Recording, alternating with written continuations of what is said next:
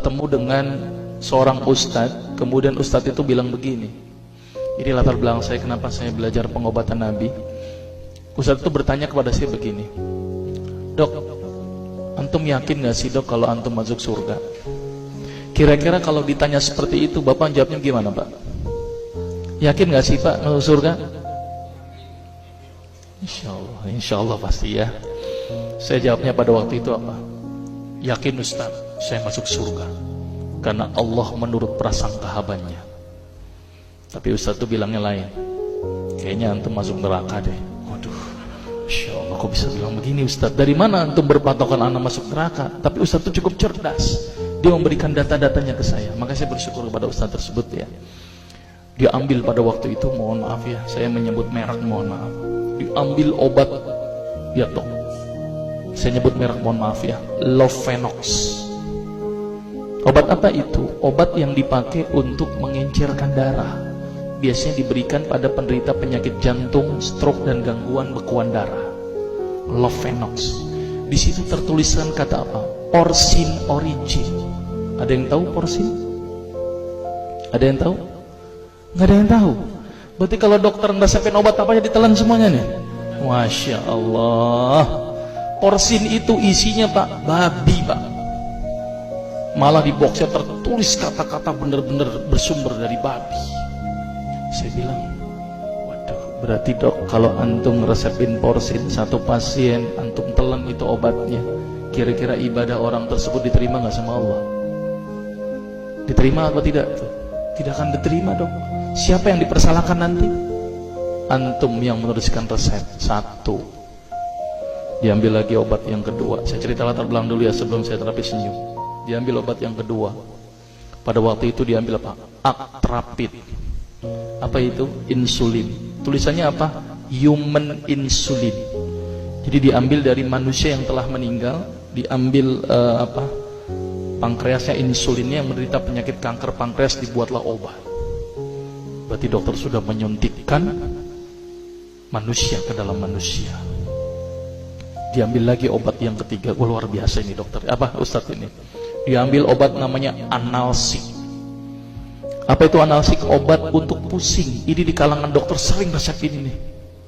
Isinya apa? Antalgin dan diazepam.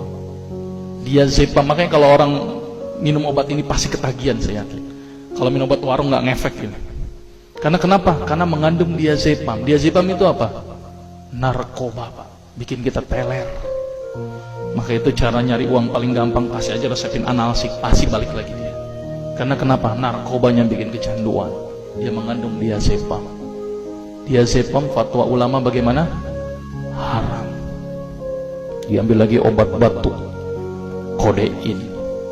Maka itu kita minum obat batuk langsung hilang batuknya karena kodein. Kodein ini ternyata derivat dari narkoba. Berarti dokter sudah ngeresepin narkoba. Diambil semua obat sirup di depan saya. Lihat dok, lihat semuanya. Ada nggak yang tidak mengandung alkohol? Semuanya mengandung alkohol. Sampai saya pikir, Masya Allah, berapa ribu pasien yang telah saya resepkan obat-obatan haram tersebut. Ini yang menjadi kegelisahan saya Pak.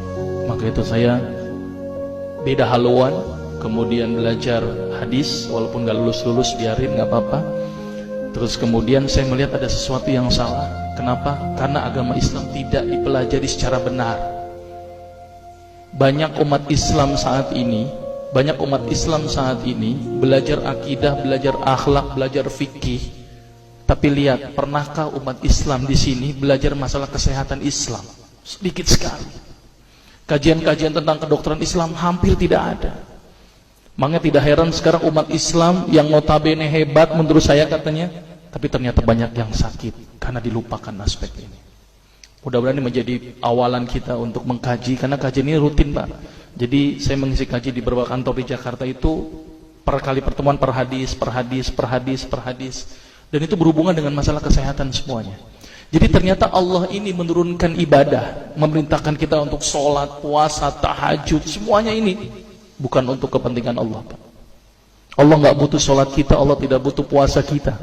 Ternyata Allah menurunkan ibadah adalah bentuk rasa sayang Allah kepada barang ciptaannya, yaitu manusia. Seperti halnya orang menciptakan motor, mobil, maka di maintenance itu dengan adanya servis. Maka Allah juga memaintenance barang ciptaannya, yaitu manusia, dengan servis. Servis yang dilakukan adalah dengan ibadah. Jadi kalau seandainya kita tidak melakukan ibadah, sama aja tidak mau servis diri kita sendiri. Saya akan terangkan ternyata semua amalan yang dicontohkan Rasul itu bermanfaat dari sisi kesehatan. Saya akan mulai nanti dengan terapi senyum ya. Ini lewat saja. Ini saya mohon maaf nyebutin obat-obatannya, mohon maaf ya. Ini juga mengandung plasenta. Plasenta itu ari-ari ya. Jadi di luar negeri itu ari-ari dipakai obat, Pak. Kalau di Indonesia diapain, Pak? Dikubur, kadang-kadang pakai apa? Kaca, pulpen, buku, kadang-kadang pakai kurungan ayam, kreatif, tapi kreatif nggak benar. Gitu ya. Di sana ini obat Lovenox namanya ya. Jadi bersumber babi. Ini yang mengandung narkoba. Wah, dulu tuh saya kalau jadi dokter gila-gilaan pengasih narkoba, Pak. Setiap ibu hamil, setiap ibu datang dengan bawa anak kecil, itu anak kecil pasti saya kasih narkoba, Pak. Kenapa? Karena ibu-ibu paling seneng kalau anaknya datang, terus kemudian tidur pules. Wah, seneng banget tuh ibu-ibu. Apalagi obatnya yang tokcer, paling seneng itu orang. Maka itu saya kalau ngasih obat antibiotik dulu nggak, namanya amoxicillin, ampicillin, nggak level buat saya. Apa yang saya kali cephalosporin, obat turun demam aja nggak ngefek, saya cuma 500 mg, Pak, 650. Dan selalu anak kecil datang kan alasannya takut kejang. Selalu saya tambahkan apa ini, Pak? Luminal. Saya dulu bandar narkoba, Pak, tapi legal, resep. Maka itu saya banyak dosa ini. Mudah-mudahan ini bisa menembus dosa saya nanti di akhirat. Ya, ini insulin ya. Ini kosmetik yang